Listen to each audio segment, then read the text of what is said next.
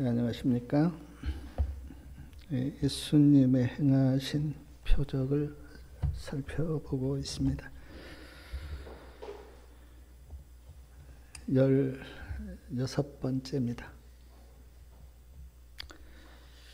자, 오늘 이 시간에는 요한복음 2장 1절부터 11절까지 나온 갈릴리 가나의 혼인잔치에서 행한 표적을 함께 생각해 보겠습니다.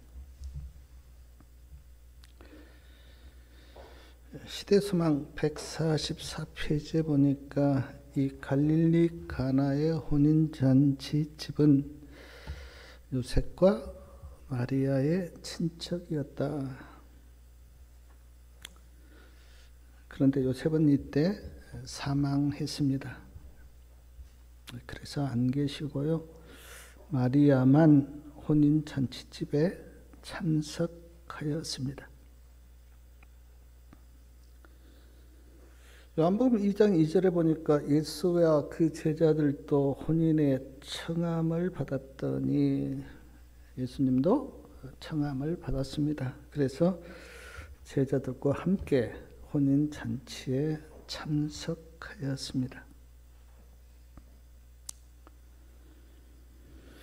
요한복음 2장 11절에 보니까 예수께서 이 처음 표적을 갈릴리 가나에서 행하셨다 그렇게 기록되어 있는데, 예수님은 공생의 3년 반 동안 여러 번 많은 표적과 이적을 행하셨습니다. 근데 그 많은 표적 중에 오늘 함께 생각할 이 말씀이 처음 표적이다.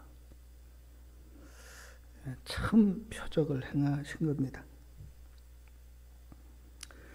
예수님께서 왜 이 처음 표적을 갈릴리 가나 혼인잔치에서 행하셨는가? 시대소망 151페이지에 보면 이런 말씀이 있습니다. 예수님께서는 혼인잔치의 기쁨을 그가 자기의 신부를 데리고 아버지 집으로 가시는 날, 구원받은 자들이 구주와 함께 어린 양의 혼인잔치의 식탁에 앉을 그날의 기쁨을 예표하는 것으로 여기셨다. 신랑 신부를 기뻐함같이 내 하나님이 너를 기뻐하시리라. 우리가 구원받아서 예수님과 함께 하늘에 가면 하늘에 가서 잔치를 벌입니다. 그 잔치 가운데 누릴 기쁨, 그 기쁨을 지금 예수님께서 가나의 혼인잔치집에서 그렇게 표현하신 겁니다. 계시록 19장 6절과 7절에는 이런 말씀이 있습니다. 내가 들으니 허다한 무리의 음성도 같고 많은 물소리도 같고 큰 내성도 같아서 가로되 할렐루야, 우리 주 하나님 곧 전능하신 이가 통치하시도다. 우리가 즐거워하고 크게 기뻐하여 그에게 영광을 돌리세. 어린 양의 혼인 기약이 이르렀고 그 아내가 예비되었으니. 자, 어린 양의 혼인 기약이 이르렀고 그 아내가 예비되었다. 그 아내가 우리들이 모여있는 예루살렘 성입니다. 그러니까 우리들이 각자 예수님의 아내이고 신부로서 그렇게 기쁨의 잔치를 나눈다고, 즐거워하고 기뻐하라고 그렇게 말씀하십니다. 계시록 19장 9절에는 어린 양의 혼인잔치에 청함을 입은 자들이 복이 있도다. 우리가 다 청함을 입었습니다. 어린 양 대신 예수님의 혼인잔치에 청함을 다 우리가 입었어요. 그래서 우리는 복이 있는 사람들입니다. 사랑하는 여러분, 성경에 여러 번 예수님을 남편이나 신랑으로 또 믿는 우리를 아내 또는 신부로 그렇게 묘사하셨어요. 구약에도 여러 번 나오고 신약에도 나옵니다. 그런 의미에서 예수님은 이 땅에 신부를 찾아오셨고 우리를 예수님의 아내, 신랑으로 그렇게 만나셨습니다. 그래서 신랑과 신부가 만나는 이 혼인잔치에서 처음 표적을 행하신 것이 아닌가 하는 생각을 해보았습니다. 요한복음 2장 4절 말씀 우리 다 같이 한번 읽어보겠습니다. 4절이요. 예수께서 가라사대 여자여 나와 무슨 상관이 있나이까 내 때가 아직 이르지 못하였나이다. 여기 내 때가 아직 이르지 못하였다 그렇게 말씀하셨는데 오늘 말씀으로 보면 아직 포도주가 완전하게 떨어지지 않았습니다. 그래서 예수님께서 일하실 때가 되지 않았어요. 그런 의미에서 내 때가 아직 이르지 못하였다 그렇게 말씀하셨고 구속의 경륜으로 보면 아직 십자가를 지실 때가 되지 않았다고 하는 의미도 됩니다. 예수님께서 십자가 길을 가시면서 여러 번 내 때가 아직 되지 아니하였다라는 말씀을 하시고 마지막 십자가 앞에서는 내 때가 이르렀다 그렇게 말씀하신 걸 보면 여기 구속의 경륜으로 보면 아직 십자가를 지지 않을 때가 되었다고 하는 의미고 오늘 말씀으로 보면 아직 포도주가 완전히 떨어지지 않아서 예수님께서 일하실 때가 되지 않았다고 하는 의미가 되기도 합니다. 전도서 3장에 보면 모든 것은 때가 있다 그렇게 말씀하셨어요. 날 때가 있고 죽을 때가 있죠.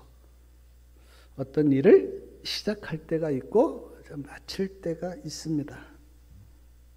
저는 이렇게 생각합니다. 우리 성도님들이 예수님을 믿고 교회에 나오셨는데 다 때가 돼서 하나님께서 그렇게 부르신 거예요. 그러므로 우리는 그 때를 놓치지 말아야 합니다. 예수님은 철저히 때를 따라 일하셨어요. 예수님은 때를 아시죠. 그러나 우리는 그 때를 모를 때가 많이 있습니다. 그래서 우리가 예수님의 말씀을 듣고 그 때를 따라서 우리도 일해야 합니다.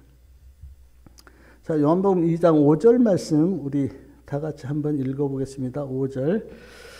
그 어머니가 하인들에게 이르되 너희에게 무슨 말씀을 하시든지 그대로 하라 하니라. 예수님의 어머니 마리아가 하인들에게 말했습니다. 너희에게 무슨 말씀을 하시든지 그대로 하라.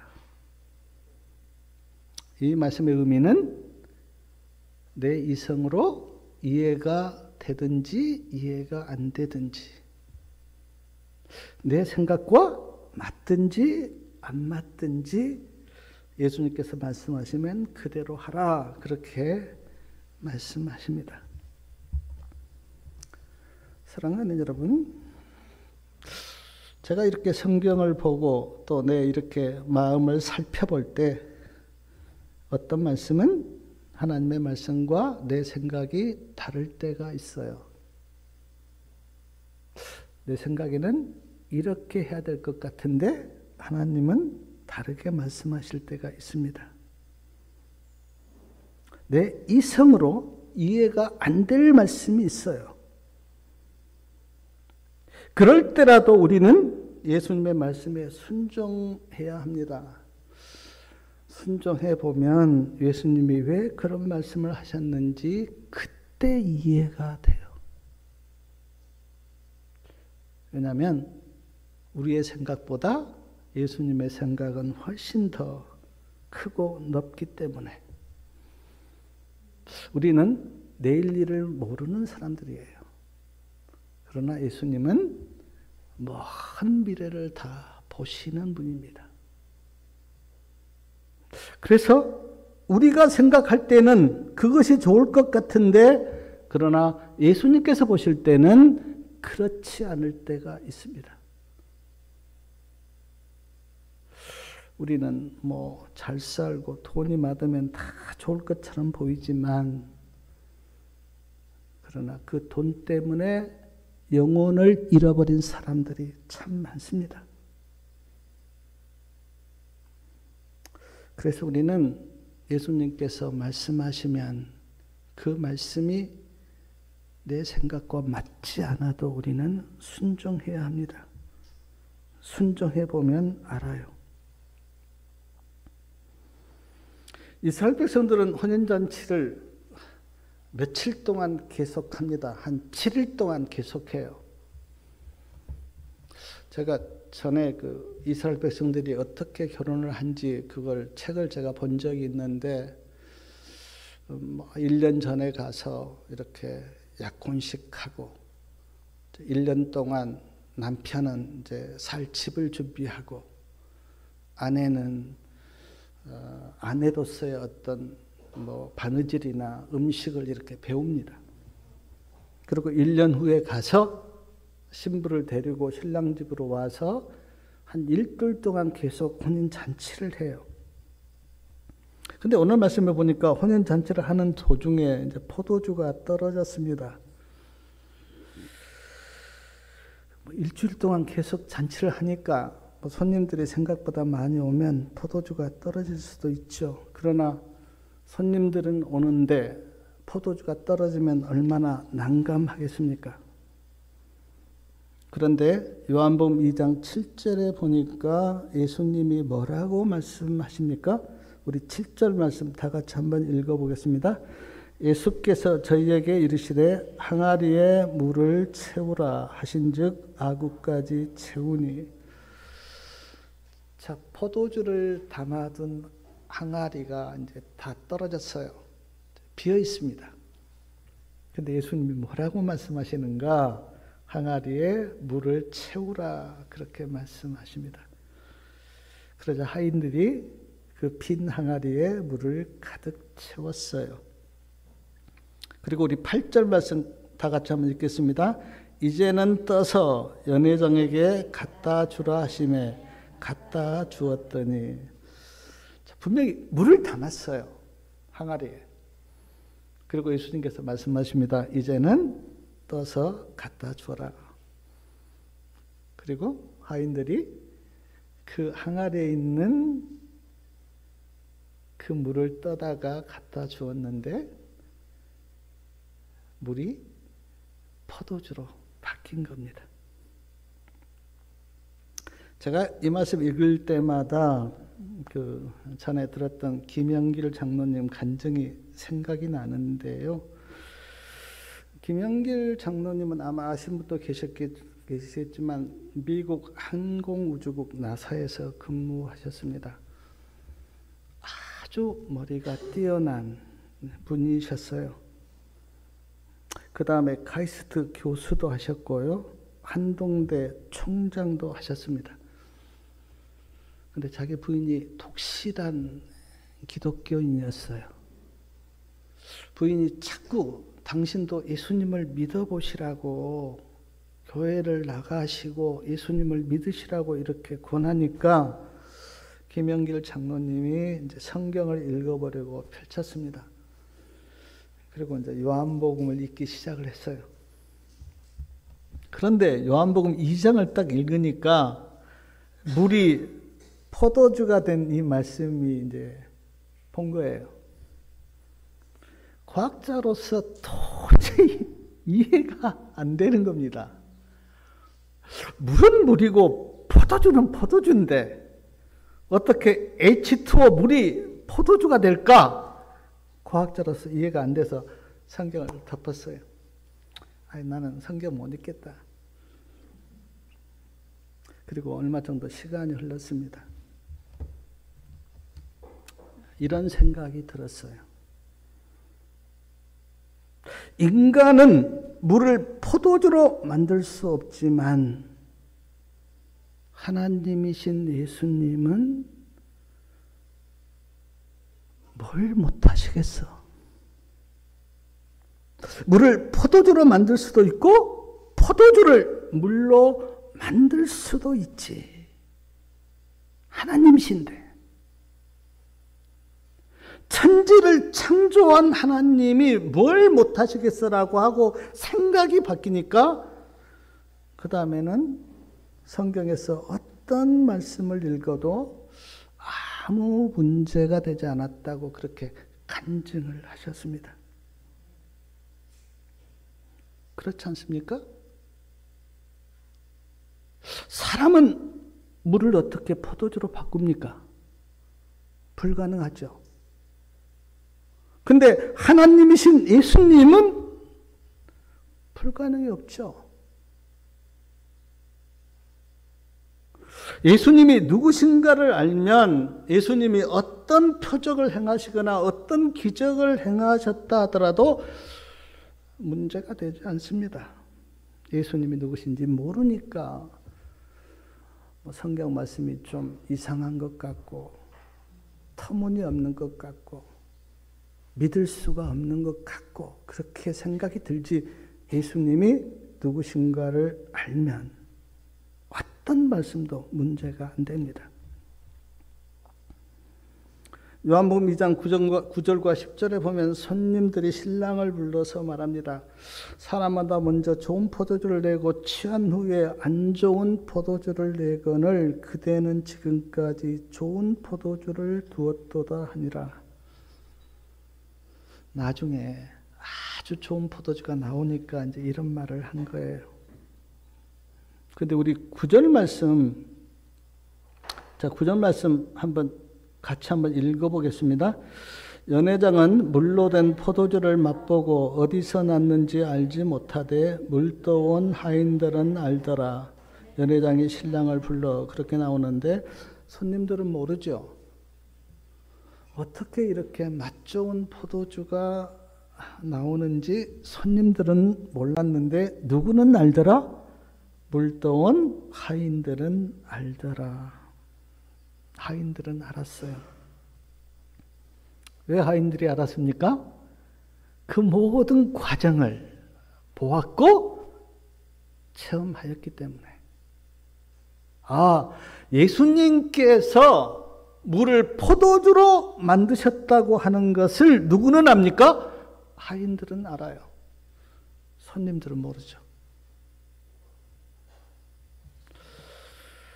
사랑하는 여러분, 하나님의 말씀에 순종해 본 사람은 하나님의 말씀이 어떻고 그 말씀에 얼마나 능력이 있고 왜 하나님께서 그런 말씀을 하셨고 하는 것을 하나님의 말씀에 순종해 본 사람은 압니다.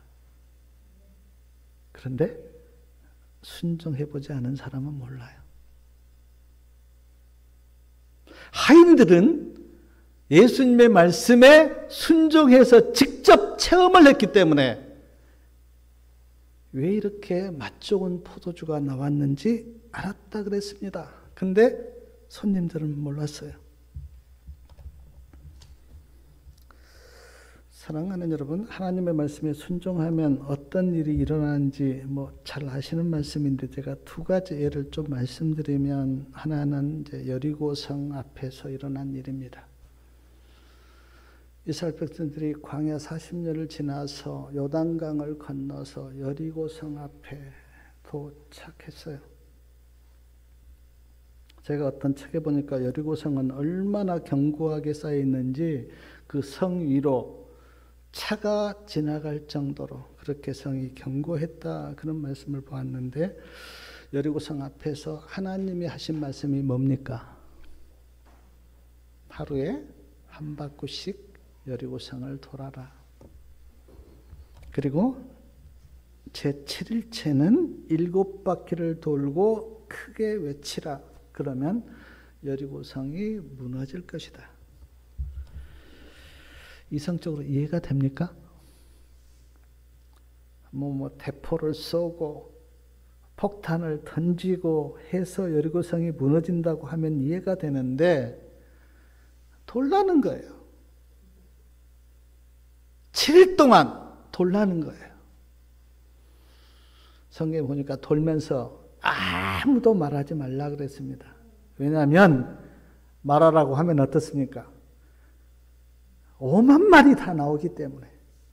왜 이렇게 돌아야 하냐? 이게 도는 게 무슨 의미가 있느냐?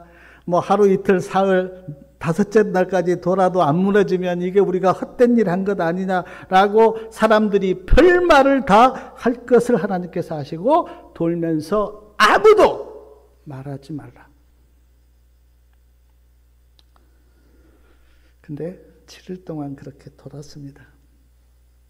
그리고 크게 외쳤는데 그 견고한 여리고성이 무너졌어요. 왜냐하면 하나님이 그렇게 말씀하셨기 때문에. 이성적으로는 이해가 안 됐지만 하나님의 말씀을 따라 순종하니까 이 놀라운 일이 이루어진 겁니다. 하나님의 말씀의 능력이죠.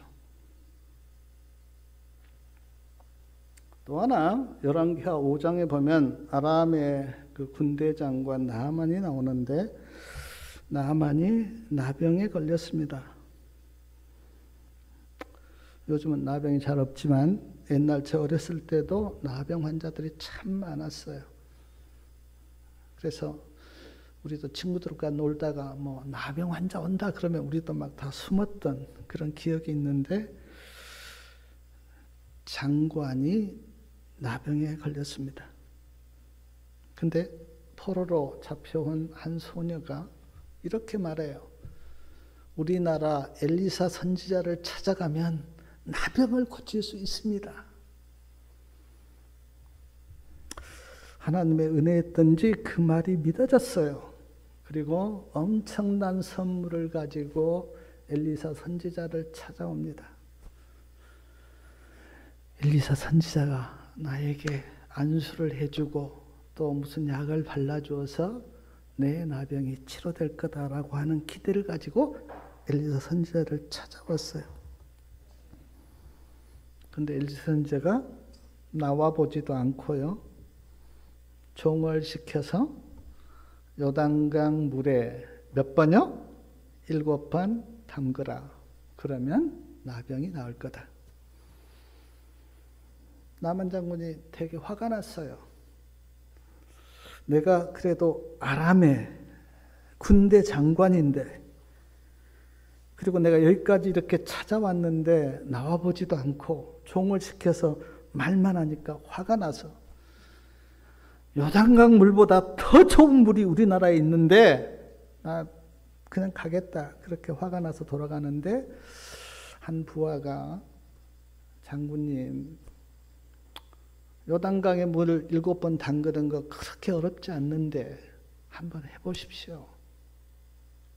그렇게 부하가 이제 권해서 나만 장군이 요단강 물에 7번 몸을 담급니다. 근데 깨끗하게 나병이 나았죠. 이런 성경의 예는 성경에서 참 많습니다. 이런 말씀을 보면서 우리는 깨닫습니다. 아, 하나님의 말씀은 놀라운 능력이 있기 때문에 그 말씀이 내 이성적으로 이해가 되든지 안 되든지 하나님의 말씀에는 순종해야 되겠구나 하는 것을 깨닫게 됩니다. 사랑하는 여러분, 우리의 생각이 물론 중요하지만 그러나 전부는 아닙니다. 우리는 하나님의 말씀 앞에 겸손해야 돼요. 내가 하나님의 말씀을 옳고 그름을 판단하는 자가 아니라 우리는 하나님의 말씀에 순종하는 자로서 믿음을 행사하시기 바랍니다. 그러면 은혜와 축복은 내가 받아요. 그래서 성경에서 가장 많이 나온 말씀이 뭐냐면 교만하지 말라는 거예요. 교만한 자는 하나님의 말씀을 거절해요. 그러나 겸손한 사람은 하나님의 말씀을 믿음으로 받습니다. 시대소망 149페이지에 보면 이런 말씀이 있습니다. 포도주는 죄를 위하여 흘리신 그리스도의 피를 상징한다. 지금 잔치에 온 모든 사람들에게 예수님께서 포도즙을 만들어서 나눠줬어요. 그런데 영적으로 그 포도즙이 뭘 상징한다고요? 예수님의 피를 상징한다. 마태복음 26장 27절과 28절을 보면 성만찬을 하시는데 예수님이 그때 제자들에게 포도즙을 나눠주시면서 하신 말씀이 뭐냐면 너희가 다 이것을 마시라. 이것은 죄사함을 얻게 하려고 많은 사람을 위하여 흘리는 바 나의 피, 언약의 피다. 그래서 우리도 성만찬 예식을 이제 한 지가 좀 오래됐는데 우리도 하면서 포도즙을 먹습니다. 포도즙을 먹으면서 우리는 무슨 생각을 하냐면 예수님이 나를 위하여 피를 흘리셨지라는 생각을 하면서 우리가 포도즙을 마셔요. 근데 지금 맛 좋은 포도주를 만들어서 손님들에게 나눠준 그 예수님의 행동이 사람들에게 자신의 피를 나눠줬다는 거예요. 왜냐하면 구원받게 하려고요. 그러므로 영적으로 보면 이 포도즙이 뭘 표상하냐면 예수님의 피를 표상하고 예수님의 보혈을 표상합니다. 오늘 우리가 다 주님 앞에 나왔는데 주님 앞에 난 우리에게도 예수님은 예수님의 피, 즉 보혈을 나눠주시면서 이렇게 말씀하십니다. 이것을 다 마시라. 이것은 너희 죄를 속하기 위한 나의 피다. 포도즙은 없지만 믿음으로 그리고 영적으로 이 시간 예수님이 주신 포도주를 마시기 바랍니다. 그리고 제가 오늘 말씀을 이렇게 묵상하면서 깨달았던 게 뭐냐면, 자, 포도주가 떨어진 6 항아리. 항아리가 지금 6개입니다. 그게 6절에 나왔죠. 6 항아리. 자, 성경에서 1이나 3은 하나님을 상징하는 수예요. 자, 하나님이 한 분이십니다. 그리고 또 3분이세요. 그러니까 1하고 3은 하나님을 상징하는 수입니다. 4는 동서남북 땅을 상징하는 수입니다. 7이나 12는 완전수입니다. 6은 사람이 몇째 날 창조되었습니까? 6째 날. 그래서 6은 사람을 상징하는 수입니다. 그래서 요한계시록 13장 18절에 보면 666이 사람의 수다 그렇게 말씀하셨어요. 그리고 로마서 9장 24절을 보면 항아리 또한 사람을 표상합니다. 그러니까 6도 사람을 상징하는 수이고 항아리도 사람을 표상해요. 그리고 포도주는 기쁨을 표상합니다. 자, 그러므로 6 항아리의 포도주가 떨어졌다고 하는 그 의미는 사람에게 기쁨이 떨어졌다고 하는 의미예요. 사랑하는 여러분, 젊었을 때는 참 기쁠 일이 많죠. 막 소망도 있고. 제가 아는 한 자매도 이제 10월 초에 결혼을 하는데 너무너무 기뻐해요. 기쁨도 있고 소망도 있고 장래에 어떤 해보고 싶은 그런 것도 많고 기쁠 일이 많아요. 연세가 들어서 80이 넘고 90이 되면 기쁠 일이 있습니까?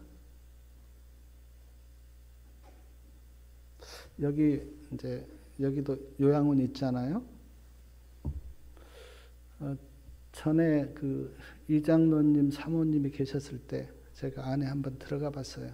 여기 이장로님, 사모님이 여기에서 계시다가 돌아가셨거든요.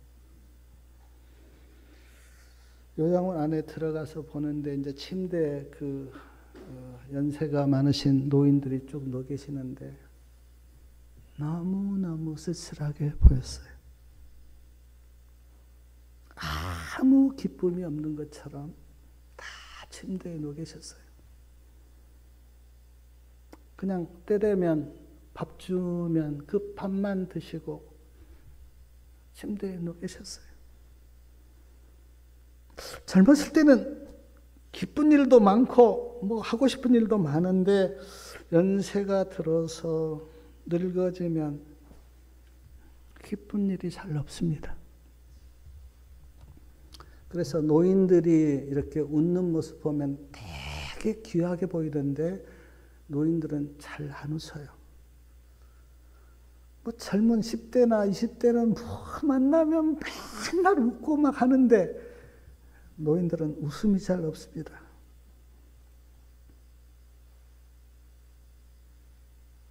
사랑하는 여러분, 오늘 지금 6항아리에 포도주가 떨어졌어요. 제가 포도주를 기쁨이라고 말씀하셨는데 이스라엘 백성들은 늘 기쁜 일이 되면 이제 포도주를 마셨거든요. 그리고 포도주를 마시면서 기쁨을 누렸어요.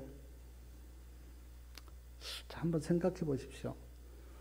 6항아리, 즉 사람을 표상하는 6항아리에 포도주가 떨어졌어요. 인간의 방법으로 포도주가 떨어진 6항아리에 다시 포도주를 채울 길이 있습니까? 자, 사람이 연세가 들어서 늙어지면 다시 소망과 기쁨을 찾을 길이 이 세상에 있습니까? 없습니다. 그냥 포도주가 떨어지면 그걸로 끝이에요. 오직 하나, 오늘 지금 누가 포도주를 만드셨냐면 예수님이 맛 좋은 포도주를 만들어서 사람들에게 나눠줬는데 오늘 우리도 마찬가지예요. 나이 들어서 늙어서 기쁨이 떨어지고 소망이 떨어지는 그 인간의 존재 앞에서 다시 기쁨과 소망을 찾을 수 있는 유일한 한 가지 길은 예수님을 구주로 믿는 거예요. 예수님을 구주로 믿으면 새로운 소망이 생깁니다. 새로운 소망이 생기면 새로운 기쁨이 찾아와요. 나는 부활의 소망이 있지. 내 본향은 하늘에 있지. 예수님이 재림하시면 그 하늘에 그 본향에 가지라고 하는 소망이 누구 안에서 생기냐면 예수님 안에서 생겨요. 그래서 연세가 들어서 포도주가 떨어질 그런 나이가 되면 세상 사람들은 그것으로 인생을 끝냅니다. 다른 길이 없기 때문에. 근데 그런 인간의 실존 앞에서 누가 새로운 포도주를 만들어서 주는가? 예수님이요. 그래서 예수님을 믿어야 돼요. 오늘 지금 6항아리의 포도주가 떨어졌는데 다시 더 맛 좋은 포도주를 만들어서 손님들에게 나눠줬다고 하는 이 말씀의 의미는 인간이 나이 들어서 포도주가 떨어져서 아무 기쁨과 소망이 없는데 나에게 새로운 기쁨과 새로운 포도주를 만들어줄 그분은 예수님이라고 하는 것을 오늘 본문에서 우리에게 말씀하고 있어요. 이런 예화가 있는데 제가 옛날에 들었던 예화입니다. 열심히 공부를 하는 학생에게 선생님이 물었습니다. 자네 왜 이렇게 열심히 공부를 하는가? 학생이 대답합니다. 네, 변호사가 되려고 그럽니다. 변호사 참 좋지. 변호사가 된 다음에는 무엇을 할 것인가? 국회의원이 되겠습니다. 국회의원 참 좋지. 그러면 그 다음에는 무엇을 할 것인가? 장관이 되겠습니다. 장관 참 좋지. 그 다음에는 무엇을 할 것인가? 여행을 다니면서 편안하게 노후를 즐기겠습니다. 그래? 그 다음에는 무엇을 할 것인가? 한참 생각하다가 하는 대답이 그러고 죽겠죠.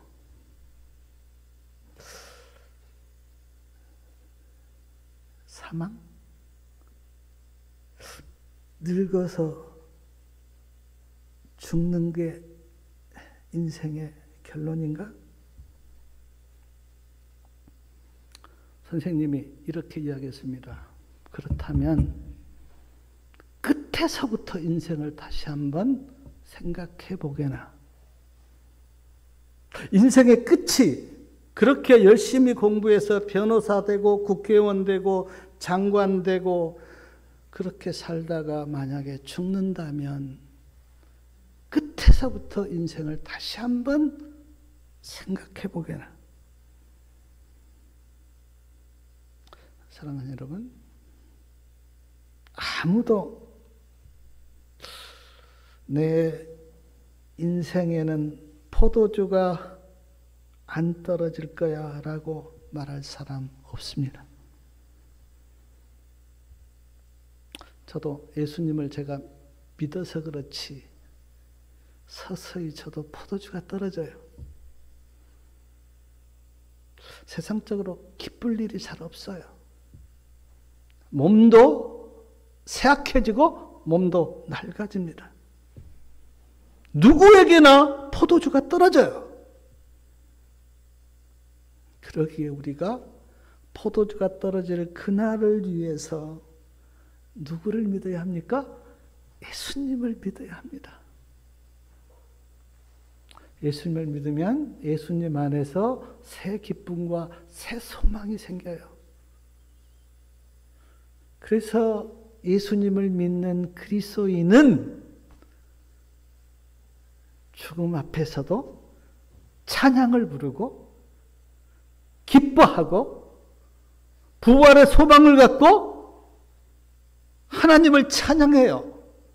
포도주가 떨어진 그 자리에서도 찬양과 기쁨을 누릴 유일한 길은 예수님을 구주로 믿는 길밖에 없어요. 그래서 우리는 장례식에 가면 찬양을 하잖아요. 찬송을 부르잖아요. 그리고 감사를 하잖아요. 하나님, 이 영혼이 하나님 믿고 잠들게 해주셔서 감사합니다. 부활의 아침에 우리가 다 만날 겁니다. 라고 하면서 찬양을 하잖아요. 사랑하는 여러분, 연세 드신 우리 어르신들 참 많은데 정말 예수님 안에서 맛 좋은 포도주를 마시기 바랍니다. 그리고 기뻐하고 감사하시기 바랍니다. 또 하나 제가 오늘 말씀을 이렇게 묵상하면서 깨달았던 게 뭐냐면, 자 1절에 보니까 사흘 되던 날에 그렇게 나옵니다. 사흘 되던 날에. 그리고 11절에 보면 중간에 보니까 영광을 나타내심에, 사흘 되던 날에 영광을 나타내셨다. 제가 이 말씀 이렇게 깊이 생각해 봤어요. 왜 가나의 혼인잔치를 말씀하시면서 사흘 되던 날에 영광을 나타내셨다고 하셨을까? 두 말씀 이렇게 연결시켜 보면서 구속의 경륜을 생각해 보았습니다. 예수님이 언제 자기 영광을 나타내셨는가? 십자가에 죽으시고 사흘 되던 날에 부활하심으로 영광을 나타내셨습니다. 오늘 말씀에 예수님이 십자가에 죽으셨다, 또 부활하셨다 그런 말씀은 없지만 사흘 되던 날에 영광을 나타내셨다는 말씀 앞에서 저는 예수님의 십자가와 부활을 생각해 보았습니다. 오늘 이 가나의 혼인잔치의 말씀 가운데 예수님께서 어쩌면 십자가와 부활의 영광을 표상으로 말씀하신 것은 아닌가. 그리고 11절 제일 끝에 보니까 제자들이, 우리 11절 말씀 같이 한번 읽어보겠습니다. 11절이요. 예수께서 이 처음 표적을 갈릴리 가나에서 행하여 그 영광을 나타내심에 제자들이 그를 믿으니라. 제자들이 믿었다 그랬습니다. 뭘 보고요? 표적을 보고요. 예수님께서 왜 이 표적을 행하셨는가? 제자들이 믿도록 하기 위해서. 시대소망 147페이지에도 첫 표적을 행하신 것은 제자들의 믿음을 굳게 하기 위해서였다. 그렇게 말씀합니다. 자, 말씀을 마치면서요.